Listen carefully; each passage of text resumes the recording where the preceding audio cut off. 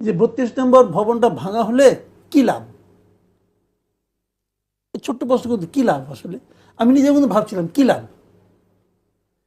আপনি তো মানে এই ভবনে তো শেখ হাসিনা থাকতেন না, এই ভবন তো শেখ হাসিনার প্রতীক না, এই ভবন হলো কিন্তু ফ্যাসিজমের আইকন তো ছিল এই কিভাবে? ভবনটা। এই ভবনে আমরা দেখেছি পূজা পূজা পূজা করা হতো রীতিমতো। এটা একটা মিউজিয়াম ছিল, এটা একটা মিউজিয়াম ছিল, এটা একটা মিউজিয়াম ছিল। এবং সেই মিউজিয়ামটা ভাঙলে কি লাভ? বরঞ্চ আমি ক্ষতিটা বলি আপনাকে। ক্ষতিটা কোথায়? ক্ষতিটা হলো ইন্টারন্যাশনালি এই ঘটনাটাকে পজিটিভলি দেখার কোনো কারণ দেখি না আমি। এটা যদি আপনি 5ই আগস্টে ভেঙে দিতেন তখন আপনি বলতে পারতেন একটা মব ছিল, গভর্নমেন্ট ছিল না।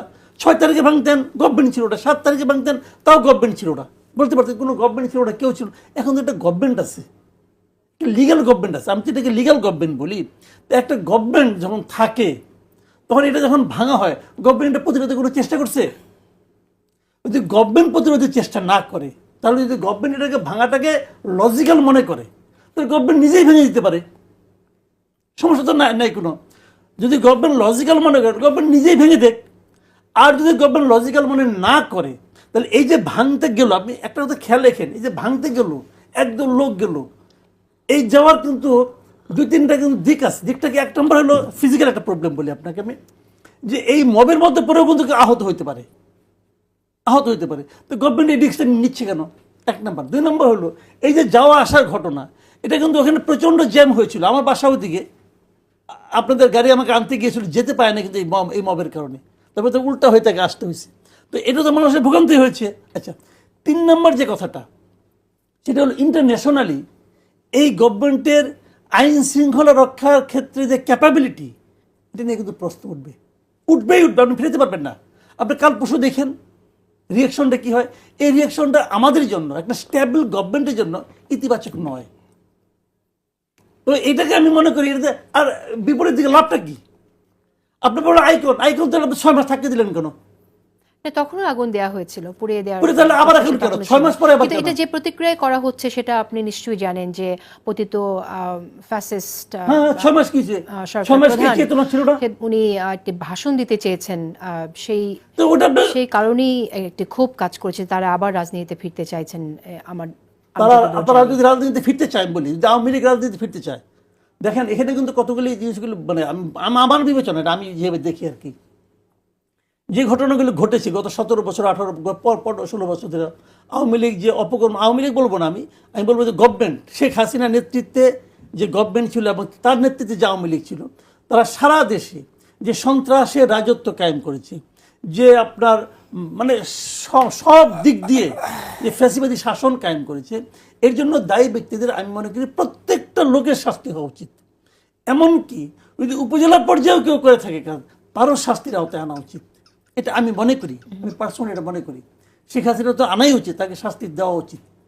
কিন্তু আপনি যখন এটাকে যখন আপনার দলীয়ভাবে যে আওয়ামী লীগ কেন রাজনীতি করবে, যদি এটা আপনি বলেন, তাহলে আমি একমত না। কিন্তু আওয়ামী লীগ দলটা তো আদর্শভিত্তিক রাজনীতি করে এসেছে, সেই জায়গায় আওয়ামী লীগের এই আদর্শের জায়গায় যদি আপনি পরিবর্তন না দেখেন, যে আদর্শের উপর ভিত্তি করে তারা ফ্যাসিজম কায়েম করেছে, যে গঠনতন্ত্রে কোনো পরিবর্তন নাই, যে আদর্শে আমরা আওয়ামী লীগ দলীয়ভাবে কোনো তাদের কোনো রেজলিউশন নিয়েছে, গঠনতন্ত্র পরিবর্তন করেছে যে আমি এটা করলাম, এটা করলাম না, এটা করবো না বলছে?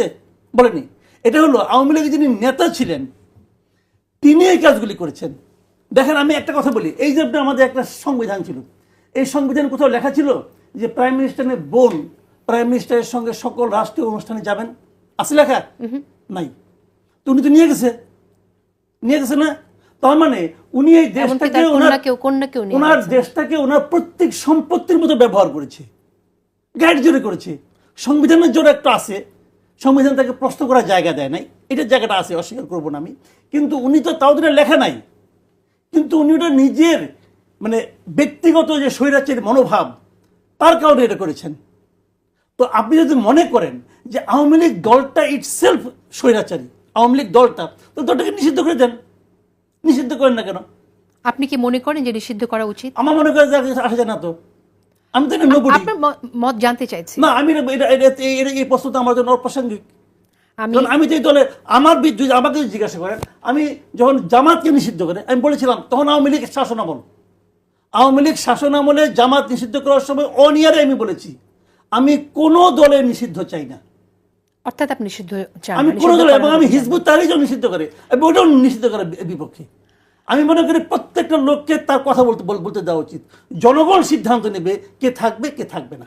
আহত যারা হয়েছে, ধরা যাক লীগের লোক হয়েছে, ধরে নিলাম তারা অভ্যুত্থানে চেতনার বাইরে, তো তাদের কি চিকিৎসা দিবেন না আপনি? তাদের কি করবেন? মেরে ফেলবেন? মেরে ফেলবেন? শোনেন, আপনি যত বড় অপরাধী হন, যেমন একটা ফাঁসির আসামি, একজন ফাঁসির আসামি, তার 3 দিন পরে ফাঁসি হবে, তার যদি হঠাৎ করে পা ভেঙে যায়, এই পা সুস্থ হওয়ার আগ পর্যন্ত তারা ফাঁসি দিতে পারবেন? পা সুস্থ করবেন, তারপরে ফাঁসি দিবেন। এটা হলো সারা দুনিয়ার স্বীকৃত আইন। আপনি বলবেন 2 দিন পরে তোর ফাঁসি হবে, ওর পা সুস্থ করা দরকার নেই, ওইভাবে টাঙ্গাই দাও, পারবেন না আপনি। ও চোর হতে পারে, ও যাই হতে পারে, মানুষ তো এখন পর্যন্ত, তো এখনো মানুষ। তো আমার কথা হলো কি, আমার রাষ্ট্র অঙ্গীকারবদ্ধ যে রাষ্ট্রের প্রত্যেকটা মানুষকে চিকিৎসার সুব্যবস্থা করবে, রাষ্ট্র অঙ্গীকারবদ্ধ। কিন্তু এখন যেহেতু আমার রাষ্ট্রের সামর্থ্য কম, সবাইকে পারে না, আর যেহেতু একটা বড় কজ এখানে আছে যে আমরা একটা বড় কাজ করেছি, একটা অভ্যুত্থান ঘটিয়েছি, আমরা স্বৈরাচারের পতন ঘটিয়েছি, কাজে এই স্বৈরাচারের পতন ঘটাতে যে যারা আহত হয়েছেন তারা অবশ্যই অগ্রাধিকার পাবে, তারা সর্বোচ্চ সুবিধা পাবে।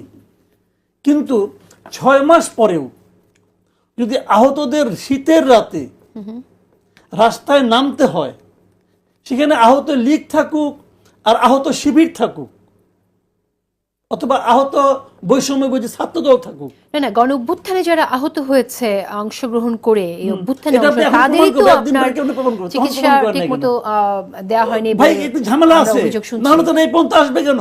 শখ করে আসছে। আমি দেখলাম হুইল চেয়ার নিয়ে তারা চলে আসছে যমুনার সামনে পর্যন্ত শীতের রাত্রে, ওখানে পিকনিক করতে আসছে ভাই, পিকনিক করতে আসছে, পিকনিক করতে আসে নাই। সংকটটা আছে। ও বললো না একজন মন্ত্রীর কথা যে তার হেডম নাই, বললো ঠিক আছে ভালো কথা, স্বাস্থ্যমন্ত্রী আমি মনে করি একই জিনিস, ওনার সেই যোগ্যতা নাই। আমাদের যিনি স্বাস্থ্য উপদেষ্টা আছে ওনারও সেই যোগ্যতা নাই, উনি ক্যাপাবল নন আসলে। এটা শুরুর দিন থেকে আমি বলতেছি।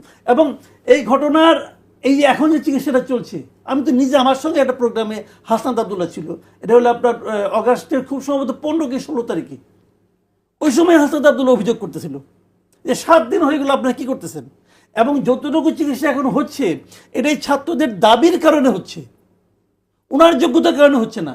উনি অযোগ্য, ভদ্রমের অযোগ্য, টোটালি ফেল করছে উনি। তো এই যে ব্যর্থতাগুলো, এই ব্যর্থতার দায়টা আসলে তাহলে ডক্টর শেষ পর্যন্ত ইউনূসের। কার উপর যাবে? ডক্টর ইউনূসের উপর যাবে। আজকে থেকে 5 বছর পরে যদি এই সরকার ফেল করে, নূরজাহান বেগমের নাম কেউ মনে রাখবে না, কেউ চিনবে না, কে নূরজাহান বেগম কেউ জানবে না, সবাই জানবে যে ডক্টর ইউনূসের সরকার ফেল করছে, সবাই এটা বলবে।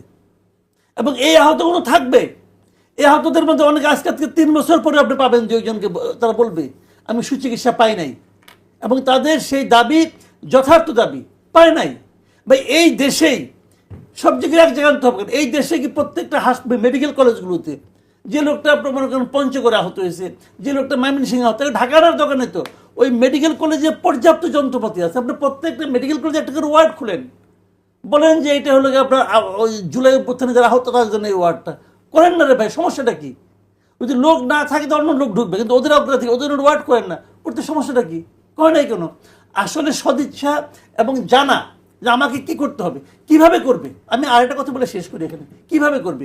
আমি যদি এটাকে বিপ্লব বলি, যে এটা বিপ্লব হয়েছে, গণ অভ্যুত্থান হয়েছে বললাম, তাহলে এই যে সরকারটা হয়েছে, আমি আপনাকে চ্যালেঞ্জ দিয়ে বলতেছি, এই সরকারের 80% উপদেষ্টা, 80% উপদেষ্টা, তাদের সঙ্গে এই গণ আন্দোলনের, এই অভ্যুত্থানের, এই বিপ্লবের সঙ্গে শারীরিক, মানসিক, অর্থনৈতিক, বুদ্ধিভিত্তিক কোনো ধরনের কোনো সংশ্লিষ্টতা ছিল না। কেউ একদিনের জন্য চিন্তাও করেন নাই, এটা সব লটারি পাওয়ার মতো উপদেষ্টা হয়েছে।